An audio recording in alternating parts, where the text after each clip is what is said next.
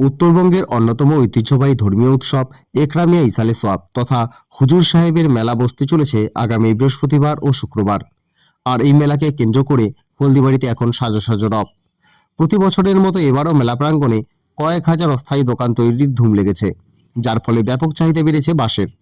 এই সুযোগে হলদিবাড়ি ব্লকের বিভিন্ন প্রান্ত থেকে আসা বাঁশ ব্যবসায়ীরা মেলা প্রাঙ্গণে অস্থায়ী বাজার বসিয়ে বেশ ভালোই লক্ষ্যী লাভ করছেন।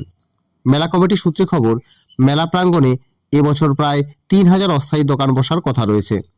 ব্যবসায়ীরা ইতিমধ্যে বাঁশ ও ত্রিপল দিয়ে নিজেদের স্টল তৈরির কাজ শুরু করে দিয়েছেন।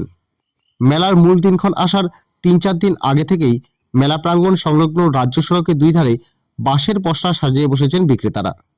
হলদিবাড়ি ব্লকের বিভিন্ন এলাকা থেকে প্রচুর ব্যবসায়ী এখানে বাঁশ সরবরাহ করতে এসেছেন।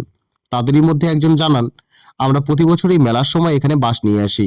স্থানীয় সাধারণ বাজারের তুলনায় মেলা প্রাঙ্গণে বাঁশের দাম কিছুটা বেশি পাওয়া যায়। চাহিদা ভালো থাকায় এখনো পর্যন্ত আমি প্রায় ১০০টি বাঁশ বিক্রি করেছি। মেলা শুরুর আগে লাভের মুখ দেখতে পেরে আমরা খুশি। আচ্ছা, মানে বাঁশের ইয়ে অনুযায়ী, তাই তো, আকার অনুযায়ী। আপনি কোথা থেকে এনেছেন? আপনার বাড়ি কোথায়? বগুড়ি। আচ্ছা, কি নাম? সাপুর।